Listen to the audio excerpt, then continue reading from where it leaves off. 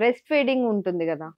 So, breast feeding అప్పుడు వెల్లుల్లి అవి ఎక్కువ తినాలి అని అవును. అంటారు. మిల్క్ ఎక్కువ యాహ్! ఫార్మ్ బ్రెస్ట్ అవ్వడానికి. ఫీడింగ్ అప్పుడు హ్మ్. యూజువల్లీ పొట్లకాయ గానీ, వెల్లుల్లి కానీ, లేపోతే లైక్ ఎక్కువ బీరకాయ ఇలాంటి ఫుడ్స్ ఎక్కువ పెడుతూ ఉంటారు. హ్మ్. కుదిరినంత స్పైసీ ఫుడ్స్ అవే అవాయిడ్ చేయాలి. ఎందుకు అంటే వాటి వల్ల గ్యాస్ట్రిక్ ఇరిటేషన్ పెరుగుతుంది. అండ్ హ్మ్. కొన్ని ఫుడ్స్ లైక్ బ్రెస్ట్ మిల్క్ తగ్గిస్తాయి అని అంటారు. హ్మ్. గార్లిక్ ఒకటి, ఇంకా లైక్ బీరకాయ, పొట్లకాయ, సొరకాయ హ్మ్. ఇవన్నీ ఎక్కువ పెడుతూ ఉంటారు. వాటర్ కంటెంట్స్ ఎక్కువున్నాయి. అండ్ మిల్క్ ఫార్మేషన్ పెంచుతాయి. అవును. ఈ గార్లిక్ అని, శతావరి, అశ్వగంధ హ్మ్. ఇవన్నీ గూడా పౌడర్స్ ఉంటాయి. అవును. యూజువల్లీ అవి ప్రిస్క్రైబ్ చేస్తూ ఉంటాం మేము గూడా. హ్మ్. ఎందుకంటే కాల్షియం బోన్స్‌లో గూడా వీక్ అవుతారు. అవును. బ్రెస్ట్ ఫీడింగ్ ఇచ్చిన వాళ్ళు ఎప్పుడు 6 మంత్స్ వరకు కాల్షియం సప్లిమెంటేషన్ అనేది చాలా ఇంపార్టెంట్. హ్మ్. ఎందుకంటే బ్రెస్ట్ మిల్క్‌లో కాల్షియం అంతా బేబీకెళ్తుంది. సో, అవును. మదర్ కాల్షియం డెఫిషియంట్ అయ్యి బోన్ పెయిన్స్, బ్యాక్ పెయిన్ చెప్తూ ఉంటారు. నెక్ పెయిన్స్ చెప్తూ ఉంటారు. ఇవన్నీ చాలా కామన్ ప్రెగ్నెన్సీలో. ఓకే. ఇవన్నీ ప్రివెంట్ చేసుకోవాలంటే వాళ్ళకి shatavari is good source of హ్మ్. కాల్షియం. అలా ఇవేంటి పౌడర్స్ బెల్లం ఉంటాయి. కషాయంలో బెల్ల ఇవన్నీ యాహ్! అశ్వగంధ యాహ్! ఇవన్నీ అశ్వగంధ ఏస్తారు. అవన్నీ వేసి కషాయంలా చేసి తాగిపిస్తారు. ఆర్ తాగిపిస్తుంటారు. పౌడర్స్ కూడా దొరుకుతున్నాయి. ఇట్స్ నాట్ హ్మ్. దట్ అదే తాగాలి అని. ఈ హ్మ్. మధ్యలో పౌడర్స్ వస్తున్నాయి చాలా. అలా మనం వాళ్ళ బ్రెస్ట్ మిల్క్ ప్రొడక్షన్ పెరిగితే లైక్ బేబీ డెవలప్‌మెంట్ బావుంటుంది. హ్మ్. అండ్ వీళ్ళకి కూడా కాల్షియం సప్లిమెంటేషన్ దొరుకుతుంది అని అవి ఇస్తాం. అండ్ ఆఫ్టర్ డెలివరీ చాలా మందిని చూస్తూ ఉంటాం. డెలివరీ అయిన మదర్ అనగానే ఇలా కట్టుకొని యాహ్! గుర్తొస్తుందనమాట. ట్రూ. ఎందుకు ఇట్లా కడతారు? యాహ్! దూది పెట్టుకుంటారు. అవును. కాటన్ చెవుల్లో ఎందుకు పెట్టుకుంటారు? డెలివరీ డెలివరీ అయిన తర్వాత? వాళ్ళు యూజువల్లీ కోల్డ్ సెన్సిటివ్ ఉంటారు. హ్మ్. వాళ్ళకి చెవులో నుండి చల్లగాలి వెళ్ళి చెవులో మిడిల్ ఇయర్‌లో లైక్ ఫేషియల్ నర్వ్స్ అని నర్వ్స్ ఉంటాయన్నమాట. హ్మ్. ఆ నర్వ్స్ సెన్సిటివ్ అయిపోయి వాళ్ళకి మూతి వంకర పోయింది అవన్నీ బెల్స్ ఓకే. పాల్సీ అంటాం. హుహు. అవన్నీ వచ్చే ఛాన్సెస్ ఎక్కువుంటాయని వాళ్ళ ప్రివెన్షన్ కోల్డ్ సెన్సిటివిటీ పెంచాలి. అంతే రోజు ఏం కట్టుకోక్కర్లేదు. వాళ్ళకి కోల్డ్ ఎక్కువ సెన్సిటివ్ ఉంటారు కాబట్టి చల్లగాలిలో ఆర్ ఏసీ యేసుకున్నప్పుడు ఓకే. అలా కట్టుకుంటే వాళ్ళకి బెటర్ ఉంటుంది అని కడతారండి. ఓకే. చాలా మందికి సైంటిఫిక్ ఇవి ఏం తెలియకుండా ఊరికే కట్టుకుంటూ ఊరికే ఉంటారు. కట్టుకుంటారు అంతే. యాహ్! ఒక 2, 3 మంత్స్ అయితే రెగ్యులర్‌గా అవును. కట్టుకోవాలి అనేసి ఇంక అది యాహ్! ఆ రూల్. 6 వీక్స్ వరకు బ్లైండ్‌గా ఫాలో ట్రూ. అయిపోతున్నారు. ట్రెడిషన్ నుంచి ఇంక అవును. చెప్పిన వాళ్ళు పెద్దవాళ్ళు ఏది చెప్తే చాలా కేర్‌ఫుల్ ఉంటారు గదా!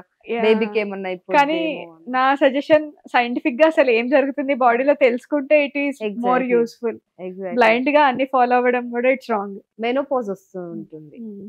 ఆడవాళ్ళకి డెలివరీ అయిపోతుంది. వాళ్ళు పిల్లల్ని పెంచేస్తారు. ఆ తర్వాత they get into a stage of menopause. Yeah! అలాంటి టైంలో కొంతమంది చాలా ఇరిటేటింగ్‌గా ఫీల్ అవుతుంటారు. లైక్ అవును. అది గూడా ఒక type of hormonal change. Yes. ఆ ఏజ్‌లో అంటే ఏ ఏజ్‌లో అసలు మెనోపాజ్ అవుతుంది? అండ్ మెనోపాజ్ యూజువల్లీ మన ఇండియన్ సినారియోలో చూసుకుంటే అబోవ్ 45 ఇయర్స్ అండి. హ్మ్. 45 ఇయర్స్ దాటింది అంటే లైక్ వాళ్ళ ఓవరీ ఫంక్షన్ అనేది ఓవరీస్ అని ఇందాక మనం అనుకున్నాం గదా! ఆ ఓవరీస్ హార్మోన్స్ సెక్రీట్ చేస్తూ ఉంటాయి. ఆ ఓవరీ ఫంక్షన్ అనేది తగ్గిపోతాయి. ఓవరీస్ ష్రింక్ హ్మ్. అయిపోతాయి చిన్నగా. ఓకే. అప్పుడే పీరియడ్స్ స్టాప్ అయిపోతాయి. హ్మ్. మెనోపాజ్ అనేది ఏంటి అంటే పీరియడ్ 1 మంత్ స్టార్ట్ అయిపోయాక స్టాప్ అయింది. నాకు మెనోపాజ్ వచ్చింది అని చాలా మందొస్తారు. అలా కాదు. ఓవర్ 1 ఇయర్ వరకు కంటిన్యూయస్ పీరియడ్ స్టాప్ అయింది. మోర్ థాన్ హ్మ్. 1 ఇయర్ ఉంది అంటే మెనోపాజ్ అంటామనమాట హ్మ్. దాన్ని. ఆ ఓకే. టైంలో వాళ్ళు ఎలాంటి ప్రికాషన్స్ తీసుకోవాలి? ఎలా మెయింటైన్ జేయాలి? They have to go through into sort of depression yeah! లేకపోతే హార్మోనల్ చేంజ్ కదా కంప్లీట్‌లీ. అవును. 45 ఇయర్స్ వరకు ఒక సర్కిల్‌కి అలవాటయిపోయిన బాడీ ఇంకా తర్వాత అట్లా ఉండిపోవడం వల్ల చేంజెస్ వస్తాయని అంటుంటారు. హ్మ్. అలా ఎలాంటి చేంజెస్ వస్తాయి? మెనోపాజ్‌లో సింప్టమ్స్ ఏముంటాయి? మెనోపాజల్ సింప్టమ్స్ హ్మ్. అంటాం. Post menopausal symptoms. హ్మ్. ఇవేంటి అంటే ఊరికే వేడిగా అనిపియడం, హాట్ ఫ్లషెస్ అన్నమాట. హ్మ్. నైట్ అయిపోతే వేడిగా అయిపోయి చెమటలు పట్టేయడం, లేకపోతే ఫ్యాన్ కిందే ఉంటారు కానీ ఫుల్ ఒళ్ళంతా చెమటలు వచ్చేయడం, ఇరిటేట్ అవ్వడం చిన్న చిన్న వర్డ్స్‌కి, ఫ్రీక్వెంట్ హెడ్‌ఏక్స్, ఊరికే వీక్‌నెస్ అనిపియడం, గిడ్డీనెస్, కొందరికి గుండె దడ పాల్పిటేషన్స్ అంటాం. ఇవన్నీ వస్తూ ఉంటాయి. చాలానే కామన్ ఇవి. వీటన్నిటికి ప్రివెన్షన్ ఏంటి అంటే లైక్ కొందరికి flaxseed, omega 3 fatty acids, soya extract tablets ఇవన్నీ ఉంటాయి. హ్మ్. ఒమెగా 3 ఫ్యాటీ యాసిడ్స్ ఏంటి అంటే అవిసె గింజలు అంటాం. హ్మ్. హ్మ్. వాటిలో ఎక్కువుంటుంది. సో, అవి తీసుకోవడం వల్ల వాళ్ళకి హార్మోన్స్ అనేది సడెన్ డ్రాస్టిక్ లైక్ లాస్ అవ్వకుండా కొంచెం మెయింటైన్ అవుతూ వాళ్ళకి హ్మ్. సింప్టమ్స్ అన్నీ తగ్గే ఛాన్సెస్ ఎక్కువుంటాయి. అవి కాకుండా కొందరికి బోన్ పెయిన్స్ వస్తూ ఉంటాయి. హ్మ్. అండ్ పోస్ట్ మెనోపాజ్ దాటిన వాళ్ళు లైక్ 10 ఇయర్స్ అలా అవుతున్న వాళ్ళకి ఫ్రాక్చర్ రిస్క్స్ ఎక్కువుంటాయి. హ్మ్. వాళ్ళకి ఊరికూరికే ఫ్రాక్చర్స్ అయిపోవడం. ఎందుకు అంటే వాళ్ళు కాల్షియం గూడా డెఫిషియంట్ అవుతారు. So, okay. మనం కాల్షియం సప్లిమెంటేషన్ కానీ, లేపోతే అవసరమైతే బిస్ఫాస్ఫోనేట్స్ కానీ, హార్మోన్ రిప్లేస్‌మెంట్ థెరపీ అంటామనమాట. హ్మ్. అవన్నీ ఇన్ కేస్ మీకు బాగా సింప్టమ్స్ ఎక్కువున్నాయంటే గైనకాలజిస్ట్ కన్సల్ట్ అయ్యి వాళ్ళ దగ్గర ట్రీట్మెంట్ తీసుకోవడం is always advisable.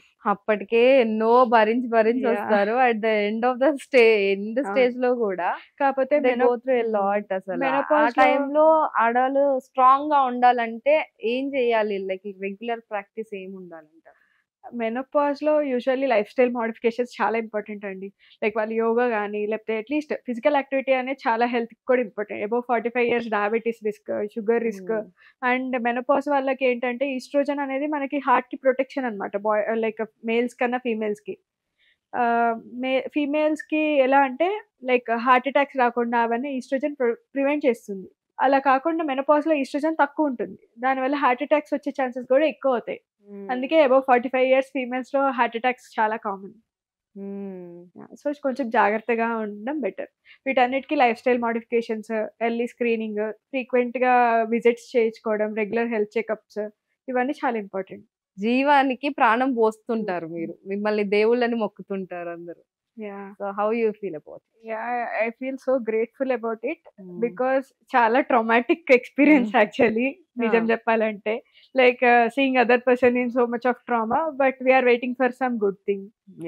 That is always అది. అండ్ చాలా హై రిస్క్ డెలివరీస్ ఇవన్నీ చూసి అదొక ట్రామా లాగా మిగిలిపోతుంది మనకి. అంటే female has to go through so many things actually. But it's so grateful to have final happy ending.